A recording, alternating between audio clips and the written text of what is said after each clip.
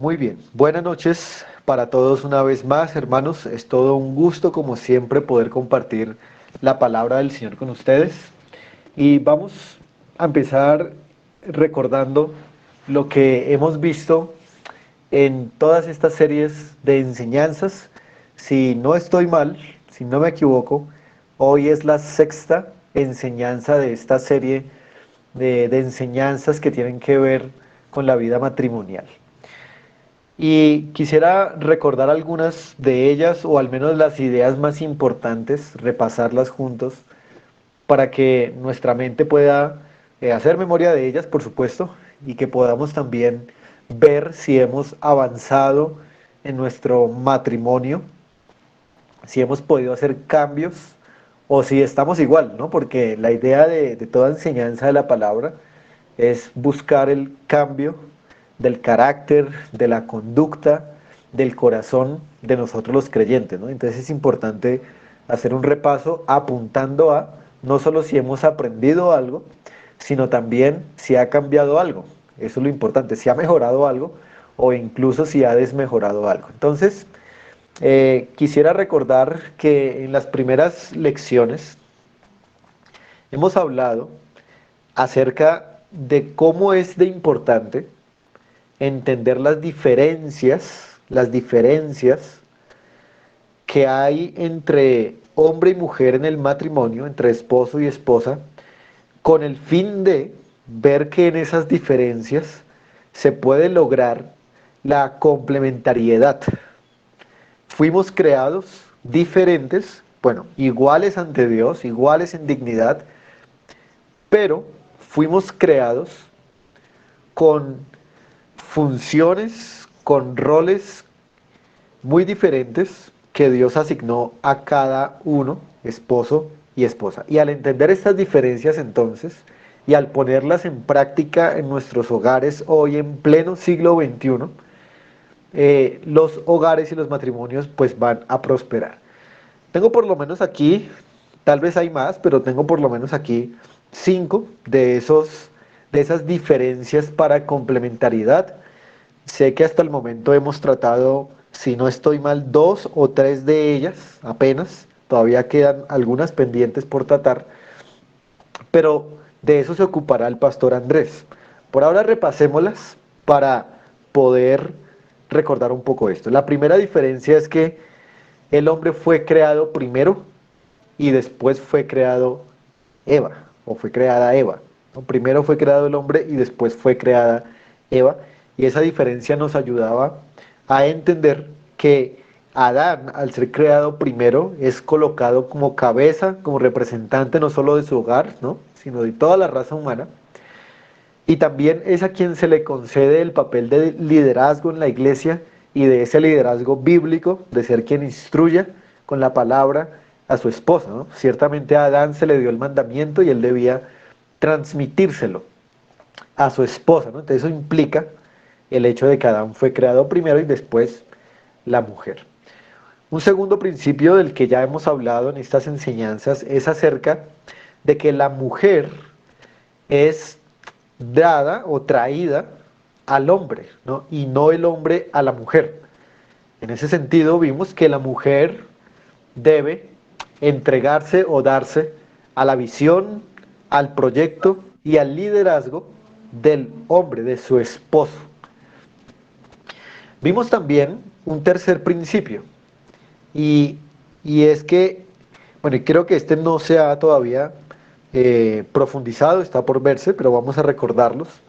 Y es que el hombre fue hecho de la tierra, pero la mujer fue tomada de la costilla. Y eso tendrá entonces unas implicaciones especialmente en lo laboral, en el trabajo y en otras áreas, en todo lo que somos como seres humanos constituidos, personalidad, ¿no? Sentimientos, labores, etcétera.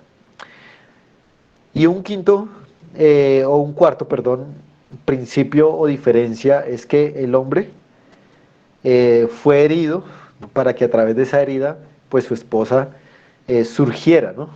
Hablando de Adán y Eva, lo que implica que el hombre, con el sufrimiento, con el sacrificio, es que salva a su esposa, ¿no? Esos son los principios que en el Evangelio podemos ver para el matrimonio, para firmar el matrimonio.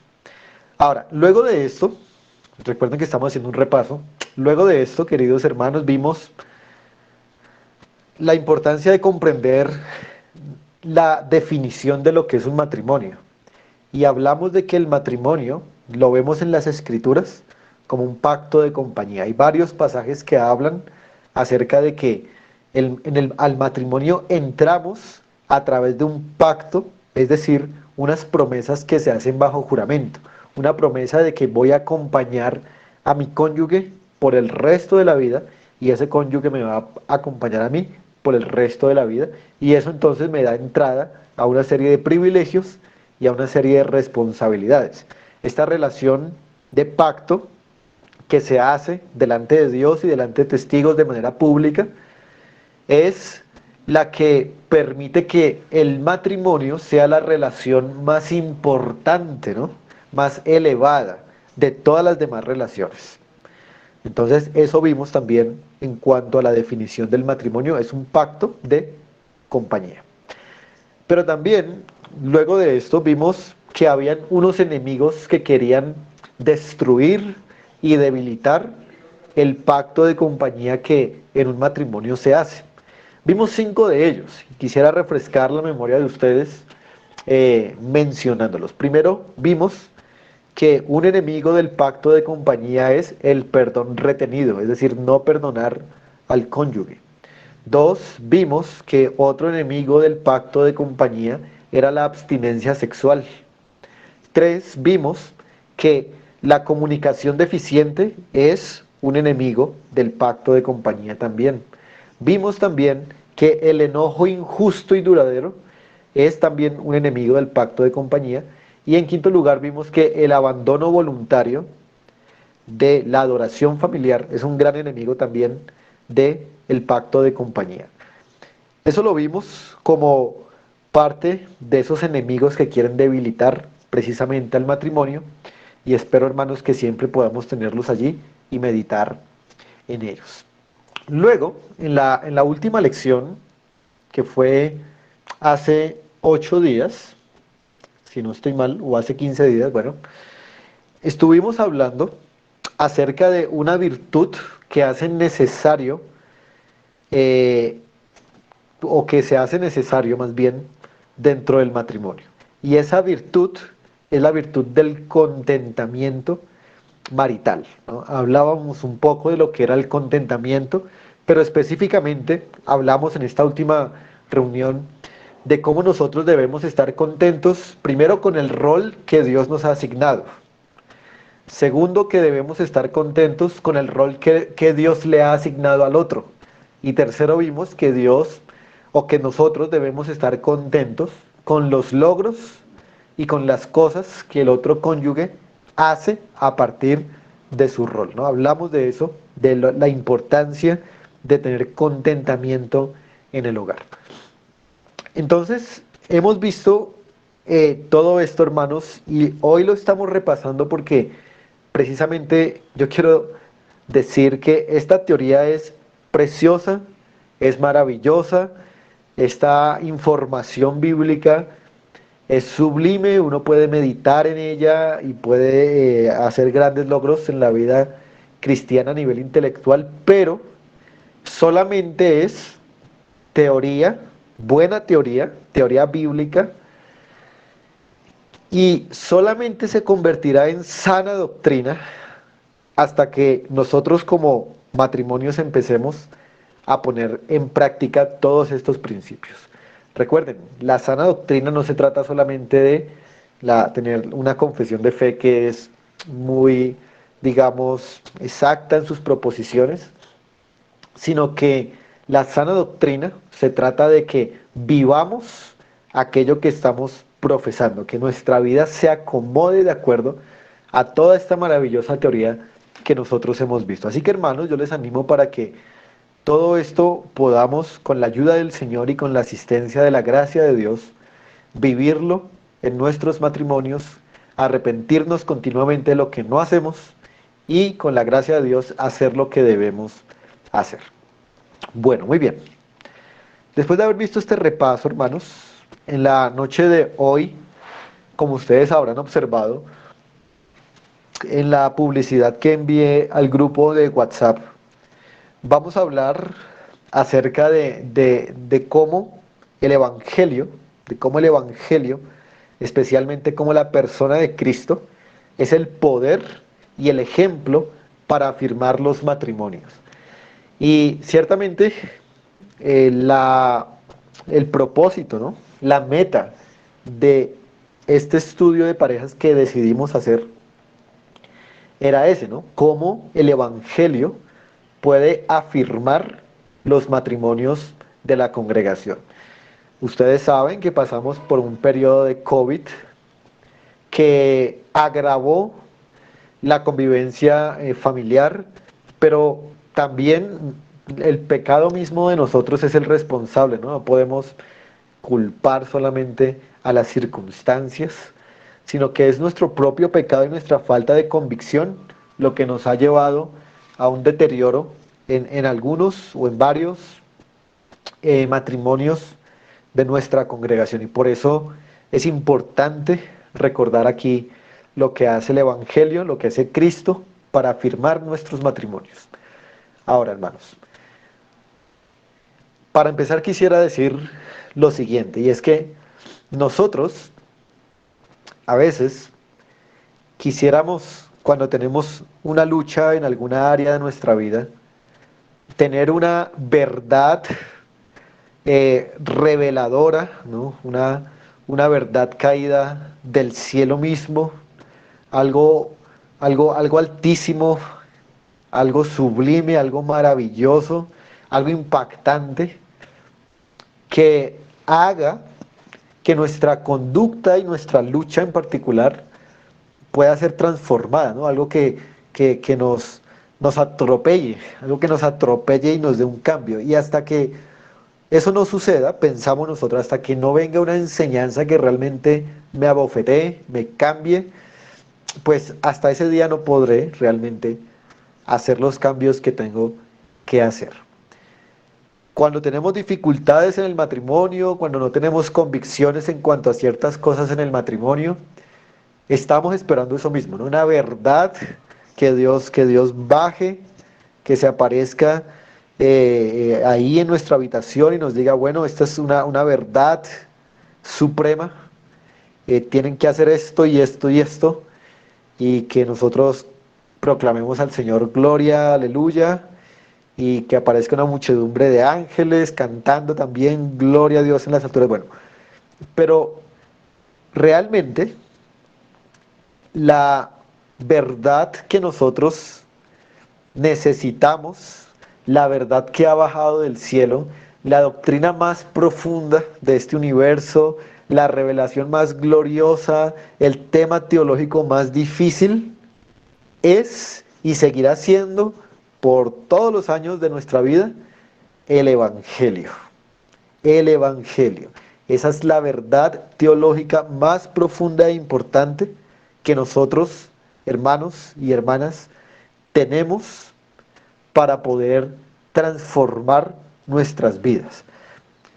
Y no debemos esperar más, porque el Evangelio es la máxima doctrina de la palabra del Señor. Así que, pensando en esto, pensando en lo que es el Evangelio, debemos decir que el Evangelio, queridos hermanos, no es solamente una información que nosotros debemos creer. Claro, es una información que debemos creer, pero no solamente es una información que debemos creer. El Evangelio es una persona que se ha encarnado, que es la persona de Jesucristo. Es una persona a la cual nosotros nos entregamos con el alma y con el corazón. Y entonces el Evangelio no solamente es algo que se cree, sino el Evangelio también debe ser algo que se vive. El Evangelio tiene un poder transformador en el corazón.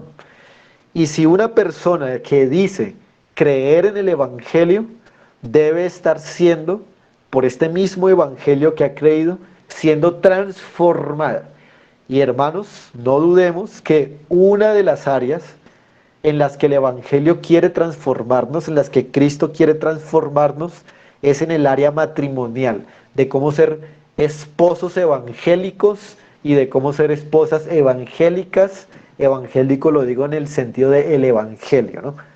Entonces, el evangelio se ocupa de todas nuestras áreas, ¿no? El área laboral, el área emocional, el área marital, social, etcétera. Pero también el evangelio ha irrumpido y debe irrumpir en el área marital. Y quisiera hoy precisamente recordar un punto del Evangelio, una arista del Evangelio, en el cual el Evangelio es un matrimonio mismo. Yo quiero que vayamos entonces a mirar las Escrituras y a ver que la misma historia de las Escrituras presenta siempre a Dios como un esposo, tanto en el Antiguo como en el Nuevo Testamento, y al pueblo de Dios como una esposa. Y a partir de ahí, de esa representación celestial de un matrimonio, nosotros tenemos tela suficiente para cortar todo lo que necesitamos entender acerca de la vida matrimonial. Por ejemplo, en Jeremías capítulo 31, solamente quiero citarlo, en Jeremías capítulo 31, versículo 32, Dios mismo se presenta a su pueblo de Israel como marido. Dice, hablando aquí de Jeremías 31, 32, no como el pacto que hice con sus padres el día que tomé su mano para sacarlos de la tierra de Egipto, porque ellos invalidaron mi pacto, aunque fui yo marido para ellos, dice Jehová. Entonces notemos cómo Dios en el Antiguo Testamento era esposo, esposo de un pueblo, y el pueblo era considerado como esposa. Lastimosamente, este pueblo, que era como esposa, fornicó y adulteró, y Dios lo repudió. Dios lo repudió. Pero en el nuevo pacto hay un pueblo con el cual Dios sigue todavía casado. Y ese es el pueblo del nuevo pacto, aquellos escogidos por los cuales el Señor Jesucristo murió. Y entonces eso nos lleva a Efesios capítulo 5, que es el texto clave, hermanos, del Evangelio o desde una perspectiva matrimonial evangélica. Efesios capítulo 5, desde el versículo 22 en adelante, es un texto que nos muestra cómo Cristo es el esposo celestial y cómo la iglesia es la esposa. Y de ahí tenemos nosotros suficiente ejemplo como para convencernos de que el Evangelio es el que nos ayuda a ser mejores esposos y mejores esposas. Ahora, dicho esto, hermanos, en primer lugar, lo que quiero decir es que Cristo es ejemplo para el matrimonio, tanto para el esposo, Cristo es ejemplo para el esposo, así como la iglesia es ejemplo para la esposa. Entonces, todo lo que Cristo hace aquí en este pasaje como esposo debe ser lo que se regule para los esposos cristianos. Y todo lo que se espera de la iglesia aquí debe ser lo que se espera de las mujeres cristianas. No hay pierde. Esta parte del Evangelio es muy clara y por eso vamos a empezar entonces a ver el ejemplo de Cristo y ahorita veremos el poder de Cristo para el matrimonio. Veamos primero el ejemplo de Cristo como esposo, como esposo. Así que comencemos en el versículo 22 y 23, vamos leyendo y vamos explicando, son textos que nosotros conocemos, pero hermanos, el Evangelio es una joya que nunca, de la cual nunca nos cansaremos de admirar. Es como ese diamante que uno siempre quiere estar viendo porque es hermoso. Bueno, eso es el Evangelio también, siempre podemos asombrarnos de él. Vamos a mirar el versículo 23. Bueno, leamos desde el 22. Dice así, Efesios 5:22. Las casadas estén sujetas a sus propios maridos como al Señor, porque el marido es cabeza de la mujer, así como, noten, Cristo es cabeza de la iglesia, la cual es su cuerpo y Él es su Salvador. Entonces, miren lo que Pablo está haciendo aquí, que introduce el tema del matrimonio amarrado a la verdad del Evangelio, es decir, a lo que Cristo es con relación a la iglesia, lo que Cristo ha hecho también con relación a la iglesia. Y en el versículo 23, en primer lugar, se presenta al Señor Jesucristo, noten, como cabeza de la iglesia. Noten el versículo 23. Así como Cristo es cabeza de la iglesia. Entonces, ¿sobre cuál base el apóstol Pablo va a poder construir su argumento de que el marido es cabeza de la mujer? Entonces, lo único que él tiene que decir para poner esta base es que Cristo es cabeza de la iglesia, y con eso es suficiente argumento para decir que los esposos también deben ser cabeza de la iglesia. Así que un esposo que no es capaz de ser cabeza de la iglesia, perdón, de su esposa, un esposo que no es capaz de ser cabeza de su esposa, no es un esposo que vive de manera evangélica, porque Cristo le está dando ejemplo de que tiene que ser cabeza. Ahora, ¿qué significa esto de ser cabeza? Ciertamente una cabeza, hermanos, es aquella que da guía y que da visión al cuerpo, ¿no? La cabeza es la que manda, la que ordena, la que proyecta al cuerpo. Así que la cabeza es la que conduce el cuerpo. No vemos que sea el cuerpo el que conduzca la cabeza. Si vamos al plano natural, pues es evidente que Dios nos creó para que fuera a partir de la cabeza, de donde todas las operaciones que el cuerpo va a hacer, pues sean ordenadas. Es a partir de la cabeza. No es el cuerpo el que manda a la cabeza, no es el cuerpo el que hace las cosas sin que antes la cabeza se lo haya dicho, sino que primero la cabeza las propone, las ordena y envía la orden para que de esa manera el cuerpo lo haga. Así que esta cabeza que manda, que ordena, que guía, que da la visión, es una cabeza que siempre va a hacer las cosas para el beneficio del cuerpo. Nunca esta cabeza, o sea, ustedes, hermanos, nunca van a ser, bueno, a no ser que tengamos un trastorno, por supuesto, pero nunca vamos a hacer algo que daña nuestro cuerpo. Bueno, ciertamente lo hacemos a veces sin necesidad de un trastorno, pero no estamos dañando continuamente nuestro cuerpo, mandándole a hacer cosas como meter la mano en el fuego, ¿no? O como tirarnos de un edificio, etcétera, etcétera. Se necesita un trastorno para poder hacer eso. Bueno, una cabeza saludable va a mandar entonces al cuerpo cosas que son para el mismo beneficio del cuerpo. Entonces, en ese sentido, es que Cristo es cabeza de la iglesia y el esposo también debe ser cabeza de su esposa. Ahora, si la cabeza está enferma, si la cabeza está débil, si la cabeza está mal informada, si la cabeza está mal, pues evidentemente el cuerpo va a andar mal y va a hacer cosas que le afecten. Por eso es importante que la cabeza esté muy sana, muy saludable para que pueda mandar adecuadamente al cuerpo, ¿no? Ciertamente nosotros tomamos vitaminas y comemos alimentos en la medida de lo posible ricos en nutrientes para que nuestra cabeza pueda funcionar bien y por ende nuestro cuerpo pueda funcionar bien. Así que cuando un esposo está enfermo espiritualmente, está débil espiritualmente y quiere dejar por unos instantes de ser cabeza del hogar, entonces Satanás, que está buscando a quien devorar todo el tiempo, aprovecha, así como aprovechó en el huerto del Edén, para meter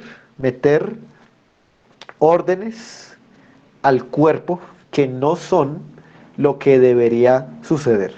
Entonces, es importante que la cabeza tenga cuidado de no estar enferma, sino de estar saludable espiritualmente para que pueda cuidar y mandar adecuadamente al cuerpo. A veces el cuerpo, que es la iglesia y que es la esposa, quieren amotinarse, ¿no?, contra la cabeza, pero a veces se quieren amotinar contra una cabeza que está enferma. Claro, como una cabeza enferma, pues no está mandando bien, no está guiando bien, no está proponiendo una buena visión en el hogar. Entonces, ciertamente un motín es lo que ocurre, ¿no? Eso nosotros lo vemos, hermanos. Por ejemplo, uno ve la sociedad, ¿no? Y uno ve que la falta de masculinidad y ciertas corrientes filosóficas han hecho que el hombre se ponga perezoso en cuanto a su responsabilidad de ser cabeza. Y la mujer entonces, viendo ese hueco que ha quedado, en el que no hay visión de nada para la sociedad, entonces la mujer pues ha salido también a proponer su visión. Eso uno lo ve también en la iglesia, en las iglesias donde hoy en día hay pastoras, lastimosamente ha ocurrido eso. Uno le echa la carga por lo general a las mujeres, ¿no?, que ellas lo hacen, pero ciertamente un factor ahí es el hombre que es perezoso o enfermo, espiritualmente hablando, para ser la cabeza. Como ha dejado ese vacío ahí, entonces la mujer toma un motín en contra del hombre y por eso en familia, iglesia, sociedad, la mujer hoy está tomando el control, digamos, o la visión, está tratando de ser la cabeza, que es exactamente lo que Satanás hizo en el Edén. Colocó a Eva sobre la cabeza y mientras Eva tomó decisiones y Adán la siguió, entonces ese hogar y la humanidad fracasaron profundamente y eso es un ejemplo poderosísimo para argumentar a favor de que el hombre debería ser una buena cabeza y evitar que la mujer sea la cabeza. Así que, en primer lugar, Cristo nos da ejemplo a nosotros los varones de que debemos ser la cabeza en el hogar. Cuando, otra cosita más, hermanos, cuando nosotros los esposos no somos cabeza, no somos guía, así como Cristo lo es aquí, cuando no somos ejemplares, cuando no somos ejemplo en nuestra conducta, en nuestro trabajo, en nuestro comportamiento, en nuestra relación con el Señor, perdemos de facto, o sea, en la práctica, en el hecho, nuestra autoridad. O sea, Dios nos ha dado la autoridad y esa autoridad nunca la vamos a perder, porque estamos investidos con la autoridad celestial. Hagamos bien o hagamos mal con esa autoridad, siempre vamos a estar investidos con esa autoridad. Así como el gobierno, ¿no? El gobierno, aunque es perverso, tiene la autoridad de Dios porque Dios se la dio y ellos rendirán cuentas. Pero el esposo también, por más perverso que sea, se le ha dado la autoridad. Y a veces por su propia perversión o debilidad o enfermedad, pierde la autoridad en el acto, ¿sí?, en la práctica, la pierde. Aunque posicionalmente, digámoslo así, esa autoridad siempre la tiene. Bueno, hermanos, debemos evitar perder esa autoridad de facto y más bien reforzar nuestra autoridad que nos ha sido dada a través de un carácter moral adecuado y transformado por la gracia del Señor. Así que, esposos, hablo primeramente a nosotros, debemos ser cabeza. Pero ahora pasemos al versículo 24, especialmente el 25. Dice así, así que como la iglesia está sujeta a Cristo, ahorita hablaremos un poco de esto, dice así también las casadas lo estén a sus maridos en todo. Pero el versículo 25 dice, maridos, amad a vuestras mujeres, así como Cristo amó a la iglesia y se entregó a sí mismo por ella. Así que en este pasaje, hermanos, encontramos que Cristo, en el Evangelio, no solamente es la cabeza de la iglesia, sino que también, voy a llamarlo así, Cristo es un amante sacrificial. Y digo amante no en el sentido contemporáneo y peyorativo que se utiliza, sino en el sentido de uno que ama y que sabe amar. Entonces, Cristo es un amante sacrificial. Eso es lo que nos dice el versículo 25. En el versículo 25 hay dos maneras en las que se describe o se define el amor, ¿no? En el 25. Primero, la misma palabra amar que aparece ahí, que es un imperativo. Amar, imperativo es una orden, por supuesto. Y la otra forma que se define es con la palabra entregar. Entregar. ¿Sí? Amar y, dice ahí, entregar. Entonces, estos dos conceptos debemos definirlos brevemente. Amar, ¿no? Cuando dice amad a vuestras mujeres, así como Cristo amó a la iglesia, bueno, el amor ahí, por supuesto, involucra sentimientos, no podemos negar eso, somos seres integrales, pero el amar es ciertamente una decisión consciente, bien informada, de hacerle el bien al otro. Eso es amar, ¿no? Es una decisión bien informada de hacerle el bien a otro, pero especialmente aquí es hacerle el bien a quien no lo merece, ¿no? Hacerle un bien incondicional. Así que esa es la definición de amar, ¿no? Hacer un bien eh, incondicional a otra persona. En este caso, el objeto, bueno, no digamos el objeto, vamos a decir el sujeto que recibe la acción o que debería recibir la acción del amor de, del hombre en este caso, bueno, de Cristo, es la esposa o la iglesia, ¿no? La esposa si es el esposo, la iglesia si es Cristo. Entonces, Cristo tomó la decisión de hacerle el bien incondicionalmente a pecadores como nosotros. Y entonces el esposo también, miren el así como entonces los esposos también deben amar y hacer el bien a sus esposas, aunque en determinados momentos éstas no lo merezcan. Ahora, dice también el versículo 25, la otra parte del versículo, y se entregó a sí mismo por ella. Entonces noten cómo se define aquí el sacrificio, ¿no? El sacrificio. El sacrificio es entregarse a sí mismo por alguien.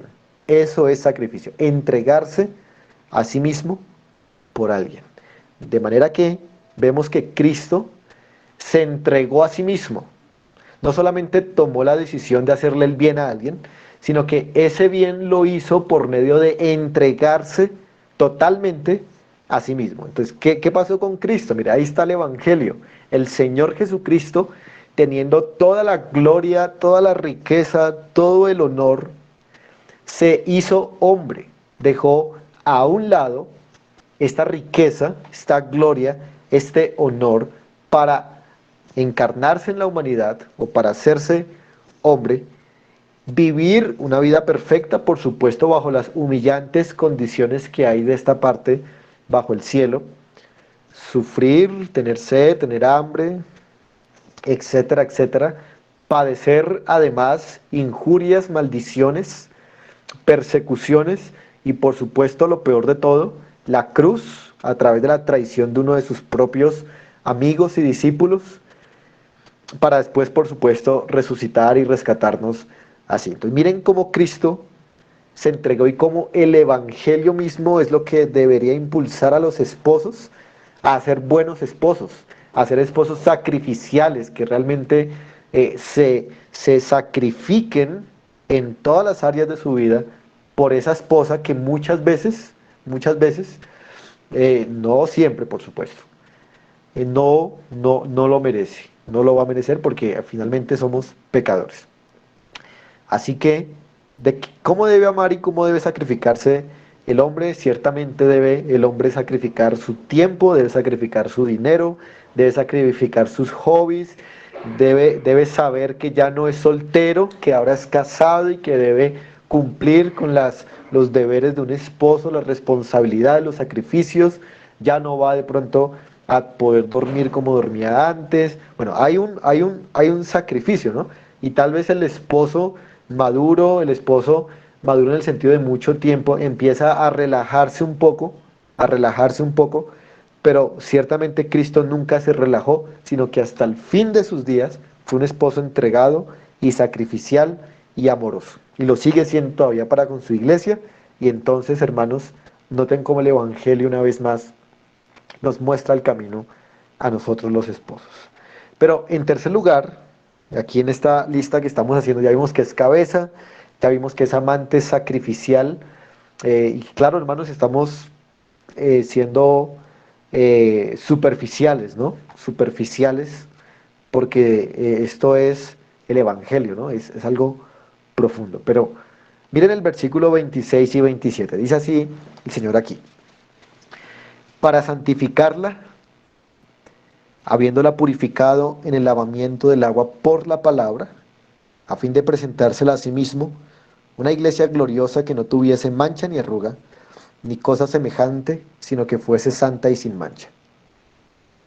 Aquí quisiera decir que el hombre aquí debería ser, así como Cristo, un salvador, o como el versículo lo dice, un santificador, ¿no? Hemos aprendido, y yo lo he aprendido, que santificación es un casi sinónimo, es un primo hermano del término salvación, porque ¿qué es la salvación sino solucionar nuestro problema del pecado? Entonces, santificación es eso, solucionar nuestro problema del pecado poco a poco.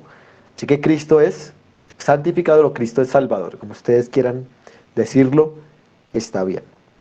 La pregunta es, ¿cómo Cristo, como santificador, como salvador, salva y santifica a la esposa?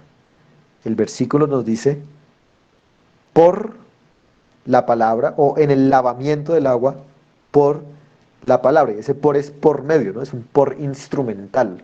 Es decir, que es por medio de la enseñanza continua de la palabra de Dios que un esposo va a salvar y debe salvar y santificar a su esposa.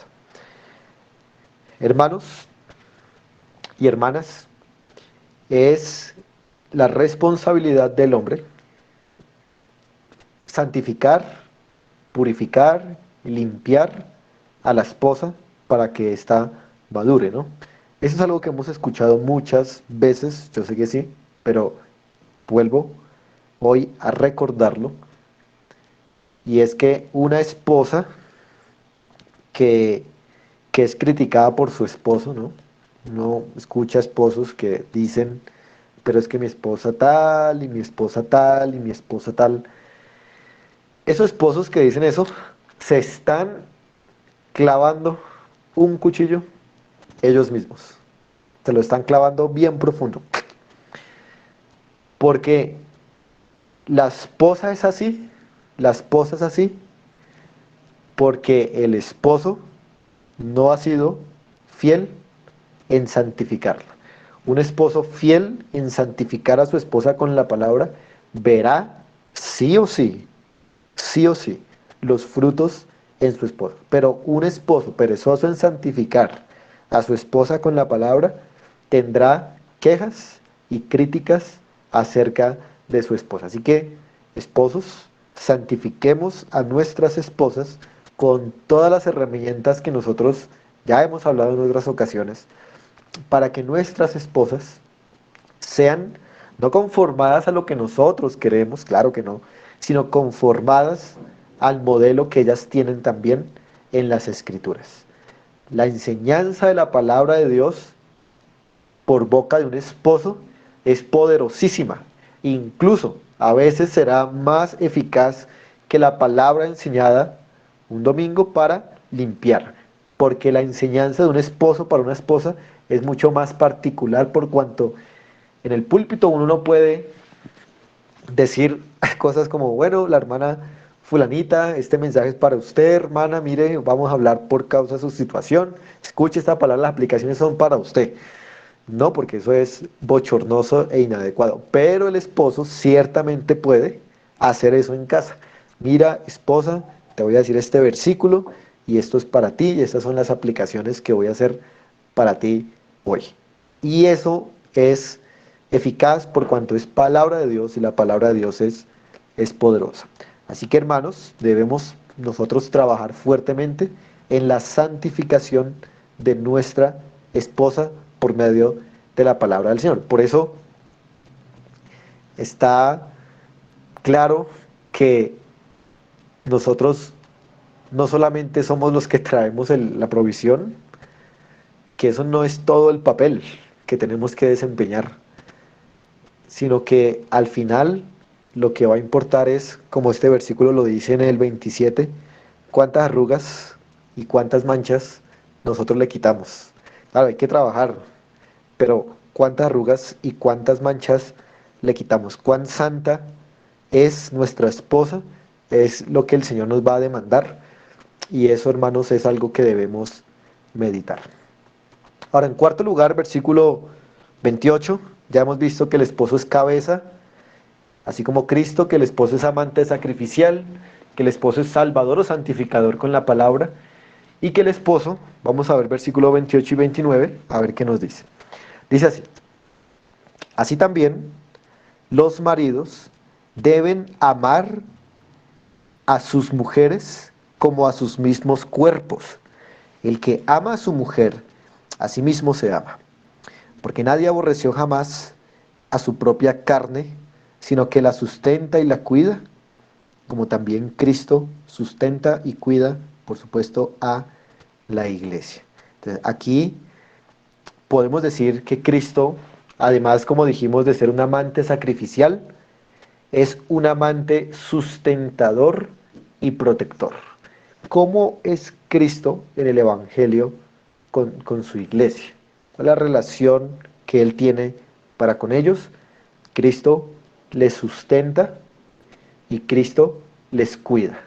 Cristo sustenta a su iglesia y Cristo cuida a su iglesia, y eso aquí se describe como amor. Entonces, ¿qué es amar? Amar es sustentar a alguien y cuidar a alguien. Y por eso el versículo dice: el que ama a su mujer, a sí mismo se ama, y que deben amar a sus mujeres como a sus mismos cuerpos. Entonces, ¿cómo nos amamos a nosotros mismos? ¿No? Entonces, no está aquí Pablo a favor de la egolatría, ¿no? De que debemos amarnos a nosotros mismos, no. Sino que lo que está diciendo aquí es que nosotros, por ejemplo, nos alimentamos normal, nos ponemos ropas para el frío, si estamos enfermos tomamos medicamento. Entonces, en ese sentido nos amamos, ¿sí? Nos sustentamos y nos cuidamos. Ahora, en el matrimonio, ¿quién es nuestra carne? ¿Quién es nuestro cuerpo? Y eso es lo que dice más abajo. Perdón. Eso es lo que dice más abajo. ¿Quién es nuestro cuerpo y quién es nuestra carne?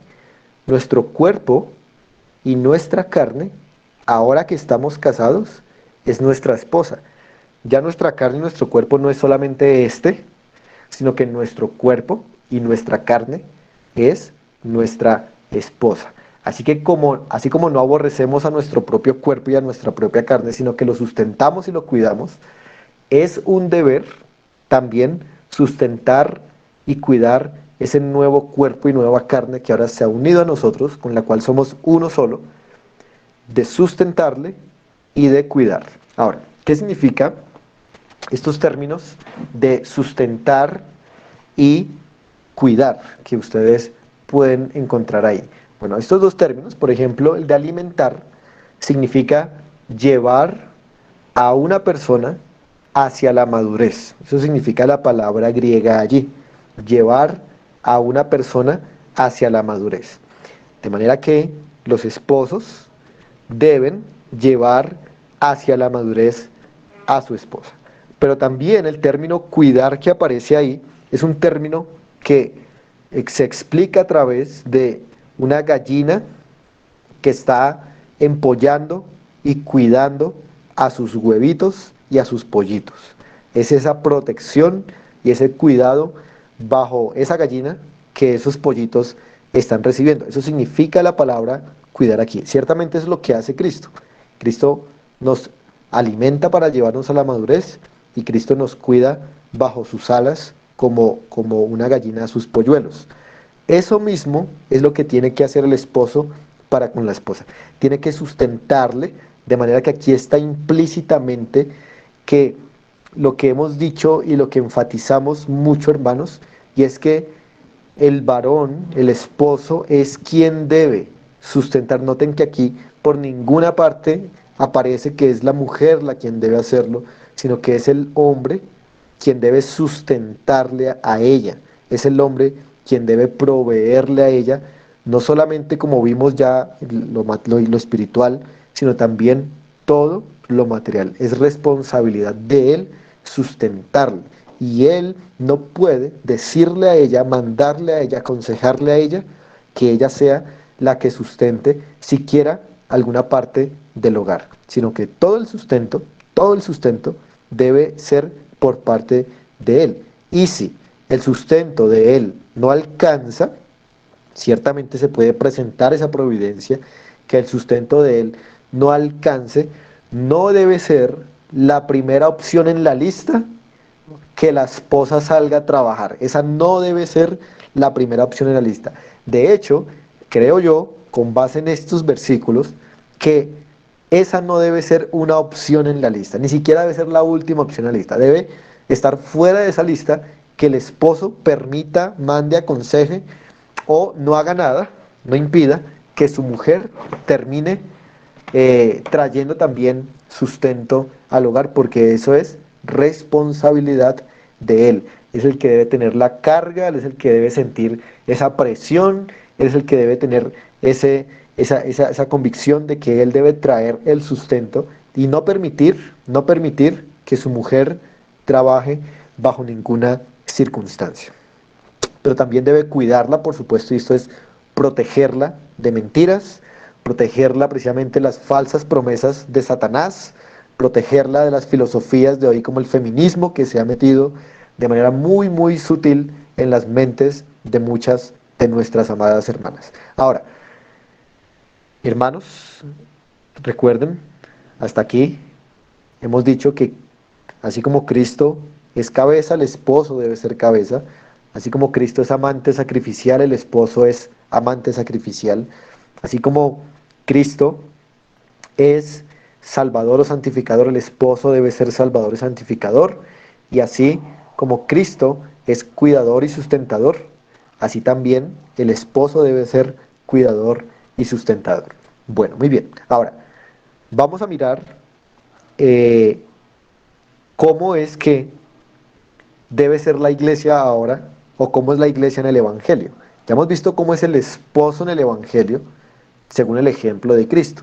Pero en estos mismos pasajes veamos cómo debe ser la esposa en el Evangelio.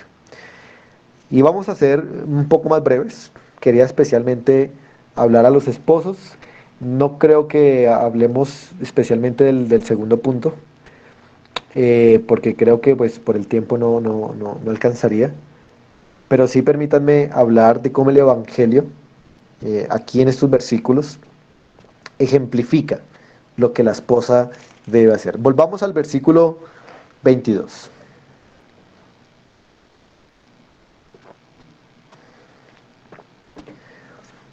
Versículo 22.